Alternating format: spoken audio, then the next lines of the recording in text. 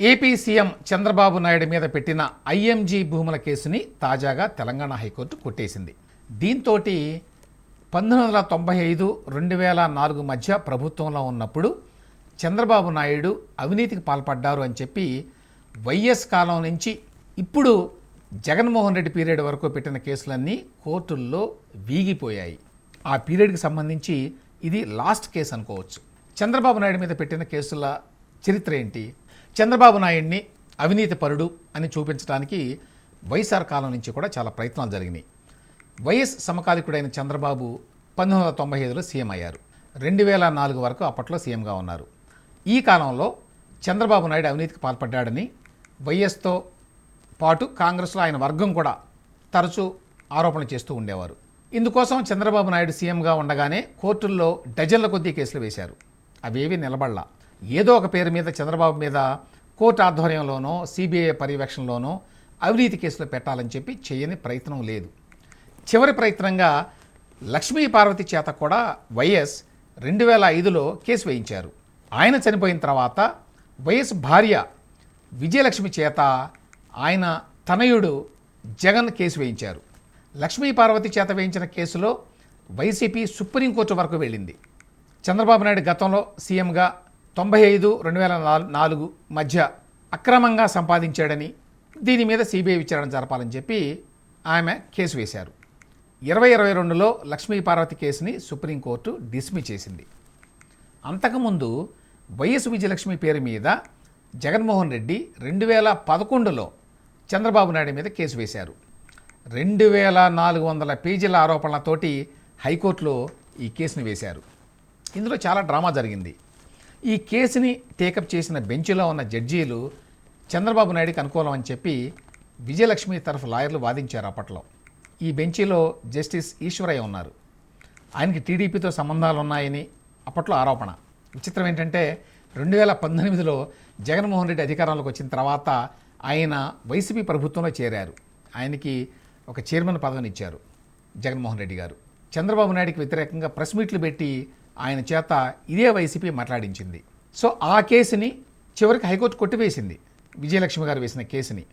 దాని మీద కూడా జగన్మోహన్ రెడ్డి గారు విజయలక్ష్మి గారి చేత సుప్రీంకోర్టుకి అప్పీల్ చేయించారు. సుప్రీంకోర్టు కూడా ఈ కేసుని 2022లో కొట్టివేసింది.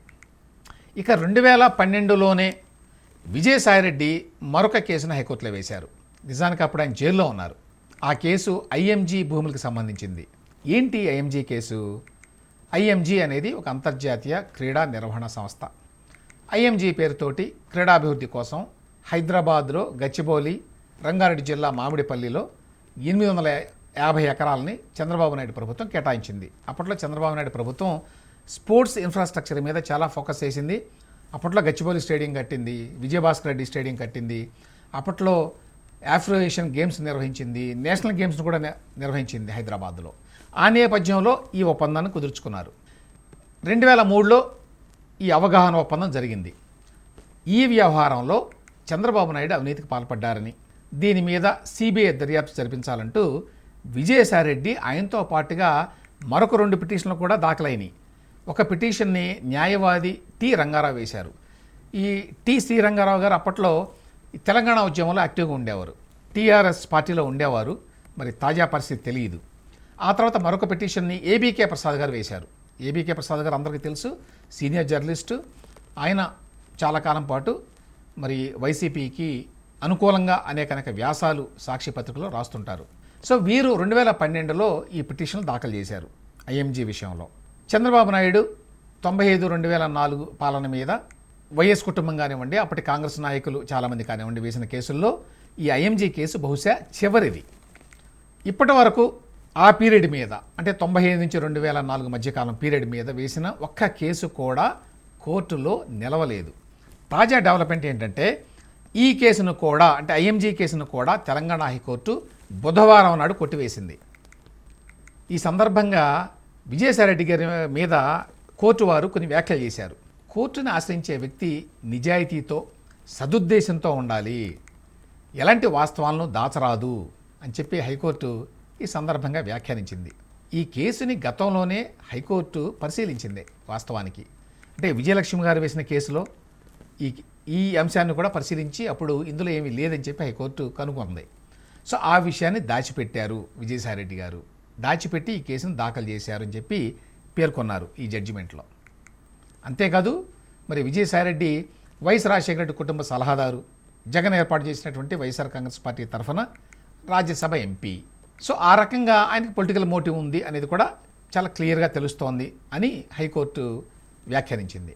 ఐఎంజీ భూముల వ్యవహారం ఒప్పందం మీద సిబిఐ దర్యాప్తు చేయడానికి అసలు గతంలో ఎట్లాంటి కేసు నమోదు కాలేదు, ఫిర్యాదు కానీ లేవు అని చెప్పి మరి ధర్మాసనం వారు తీర్పులో పేర్కొన్నారు. సో ఇప్పుడు ఈ కేసుని కూడా తెలంగాణ హైకోర్టు కొట్టివేయడంతో 1995-2004 మధ్య చంద్రబాబు నాయుడు పాలనలో అవినీతి పేరుతోటి వైఎస్ రాజశేఖర రెడ్డి, వైఎస్ విజయలక్ష్మి, లక్ష్మీ పార్వతి, విజయసాయిరెడ్డి, ఇంకా ఇతర వైఎస్ సన్నిహితులు ఆళ్ల రామకృష్ణారెడ్డి, ఇటువంటి వాళ్ళన్నీ వేసిన కేసులన్నీ కూడా కోర్టుల్లో వీగిపోయినాయి.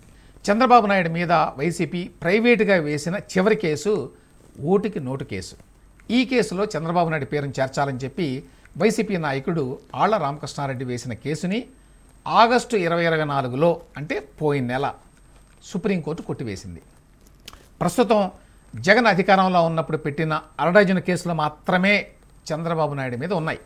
ఇక్కడ ముఖ్య విషయం ఏంటంటే తాజా ఎంజీ కేసుతో పాటు గతంలో పెట్టిన అన్ని కేసుల్ని కోర్టులు కొట్టివేసినా చంద్రబాబు నాయుడు మీద ఇంకా కేసులు ఉన్నాయని, ఆయన స్టేలు తెచ్చుకొని మేనేజ్ చేస్తున్నారని వైసీపీ వారు ఇతర ప్రత్యర్థులు ఆరోపణలు చేస్తూనే ఉన్నారు.